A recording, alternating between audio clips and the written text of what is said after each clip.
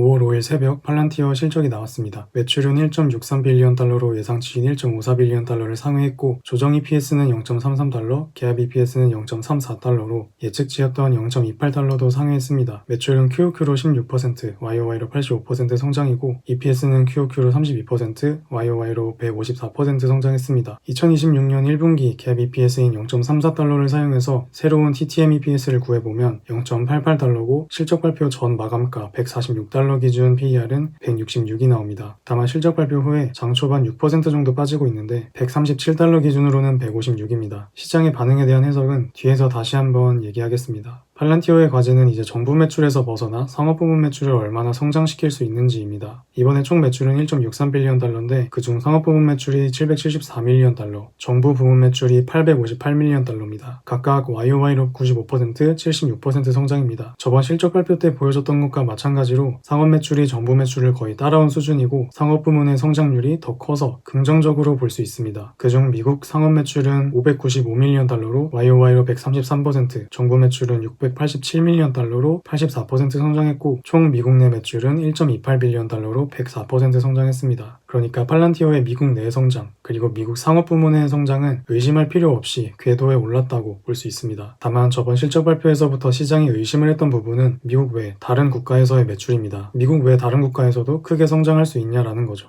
지난 2025년 4분기 실적 때 총 매출은 1.4빌리언 달러, 그 중에 미국 매출이 1.08빌리언 달러로 미국 외 매출은 320밀리언 달러입니다. 이번 미국 외 매출은 350밀리언 달러로 QOQ로 9.4%의 성장입니다. 미국 외 상업 매출은 170밀리언 달러, 정부 매출은 160밀리언 달러였는데 이번에는 각각 179밀리언 달러, 171밀리언 달러라 QOQ로 5.3%, 6.7% 성장해줬습니다. YOY로 다시 한번 보겠습니다. 전체 매출 1.63빌리언 달러에서 미국 매출 1.28빌리언 달러를 빼면 340밀리언 달러가 미국 외 매출이라는 건데 이것은 전년 동분기에 256밀리언 달러에서 33% 성장했습니다. 전년 동분기 미국 외 상업 매출은 142밀리언, 정부 매출은 114밀리언 달러였습니다. 그럼 YOY로는 26%, 50%의 성장입니다. 그래서 미국 외 매출도 미국 내에서만큼 2배 넘게씩 늘어나는 수준은 아니지만 두 자릿수 성장을 하고 있고 이게 앞으로 얼마나 가속되는지를 지켜봐야 할 것 같습니다. 이게 가속된다면 팔란티어의 미국 외 확장성에 대해 다시 확인하면서 멀티플을 확장시켜줄 수 있겠죠. 저번 분기 영업이익률은 41%였는데 이번에는 46%로 더 성장했습니다. 팔란티어가 조정 영업이익률을 제시하면서 고마진을 어필했었는데 사실 저번 분기 이전까지는 영업이익률이 30%대였거든요. 2024년은 10%대였습니다. 다만 이제 갭 기준 영업이익률이 46%나 찍힌다는 건 매출이 늘어나는데 매출을 추가할 때 드는 추가 비용, 즉 변동비는 그만큼 늘어나지 않으면서 영업 레버리지가 확실하게 작용하고 있다는 겁니다. 그래서 이제 팔란티어의 마진에 대해서는 의심을 거둬도 될 것 같아요. 그럼에도 여전히 조정 영업이익률을 보고하긴 했는데 60%입니다. 그리고 이번 분기 매출 성장은 85%니까 룰 오브 40는 145로 이번에도 최고치를 갱신했습니다. 갭 영업이익률을 사용한 룰 오브 40는 131로 갭 기준으로 적용해도 충분히 뛰어나고요. 한 가지 흥미로운 건 이번에 룰 오브 40 비교 맵을 제시할 때 SK하이닉스를 포함시켰어요. 보통 팔란티어나 엔비디아가 이 맵에서 가장 최상단에 있는데 이번에는 SK하이닉스가 270, 마이크론이 265로 최상단에 있습니다. 이 숫자가 200이 넘는 걸 처음 보는데 소프트웨어라고 멀티플 축소당하고 있는 팔란티어 말고 쟤네들을 사야 될 것 같아요. 마지막으로 가이던스를 보면 2분기 매출은 1.8빌리언 달러로 QOQ로 10%, YOY로 80%의 성장을 제시했고 2026년 전체 매출 가이던스는 7.6빌리언 달러로 저번에 제시했던 7.2빌리언 달러에서 5% 정도 상향시켰습니다. 가이던스대로라면 2025년 4.48빌리언 달러의 매출에서 69%의 성장을 예상하고 있습니다. 정리하자면 실적은 정말 잘 나왔고 매도할 이유는 여전히 없다고 생각합니다. 저는 계속 모아갈 거예요. 하지만 실적이 잘 나왔지만 약간 빠지고 있는 걸 보면 소프트웨어 섹터에 대한 투심은 여전히 좋지 않습니다. 공교롭게도 또다시 저항선에서 리젝이 돼서 내려왔기 때문에 이 하락이 더 이어져서 지지선 부근까지 내려오거나 혹은 이탈할 가능성도 열어둬야 할 것 같아요. 프리뷰 영상에서 애들레지안이 어닝 서프라이즈 후 급등하는 걸 보고 실적 잘 나오면 살려줄 수도 있지 않을까 라고 말은 했는데 사실 걔는 저평가돼 있었어요. 반면에 팔란티어는 매우 고평가된 회사죠. 시총이 340빌리언 달러 정도 되는 회사인데 비슷한 체급의 회사들은 보통 매출이 10배 이상은 더 나오고 프리 캐시플로우로 감안해서 봐도 10배 이상 차이가 납니다. 이전에 소프트웨어 성장주가 시장을 주도할 때는 가치평가고 뭐고 그냥 기대감에 쭉 올랐는데 이제 그런 기대감은 빠지고 냉정하게 야 매출 4빌리언 달러짜리 기업이 지금 이 정도 체급이 말이 돼? 소프트웨어는 고마진이니까 매출 말고 프리 캐시플로우로 봐줄게. 그래도 2빌리언 달러밖에 안 나오는데 하는데 이 자리가 말이 되는 거야? 라는 식의 의심을 받고 있다고 생각이 들어요. 팔란티어보다 시총이 작은 회사들로 좀 비교를 해봤는데 대표적으로 퍼포먼스가 좋은 샌디스크, 웨스턴 디지털 같은 메모리 회사들은 시총이 150에서 180빌리언 달러 정도 됩니다. 하지만 매출은 10빌리언 달러 이상, 프리 캐시플로우도 4빌리언 달러 넘게 나와요. 에너지 대장주인 GE 보노바는 시총 290빌리언 달러로 체급은 그나마 비슷한데 매출은 39빌리언 달러, 프리 캐시플로우는 7.53빌리언 달러가 나오고요. 이전에 한번 다뤘어서 이번에도 가져와 봤는데 요즘 같이 때려맞고 있는 스포티파이도 보면 시총은 90빌리언 달러로 4분의 1인데 매출은 20빌리언 달러, 프리 캐시플로우는 3.8빌리언 달러가 나옵니다. 이렇게 보면 팔란티어가 얼마나 큰 프리미엄을 받고 있는지 체감이 되죠. 특히 LLM 기업들에게 밥그릇을 빼앗긴다는 내러티브가 나오고 있는 와중에 지금 당장의 병목을 해결해주는 회사들에 비해 크게 주목을 받지 못한다고 생각해요. 왜냐하면 걔네들은 크게 성장할 것이 예상되고 실제로도 매출과 수익이 바로바로 찍히고 있거든요. 팔란티어가 문제가 있다라기보다는 2024년, 2025년까지 높은 프리미엄을 지지해주던 팔란티어의 하입이 거의 다 꺼져가고 AI 병목 케이크의 가장 아래쪽 에너지, 칩, 인프라스트럭처를 담당하는 회사들에게 그 하입이 옮겨가고 있다고 생각이 듭니다. 그래서 실적은 정말 잘 나왔지만 당분간은 이전처럼 주도주의 모습을 보여주기는 어렵지 않을까. 시장을 크게 상회하는 수익을 내려면 팔란티어보다는 이런 회사들을 사야 되지 않을까 라는 생각입니다.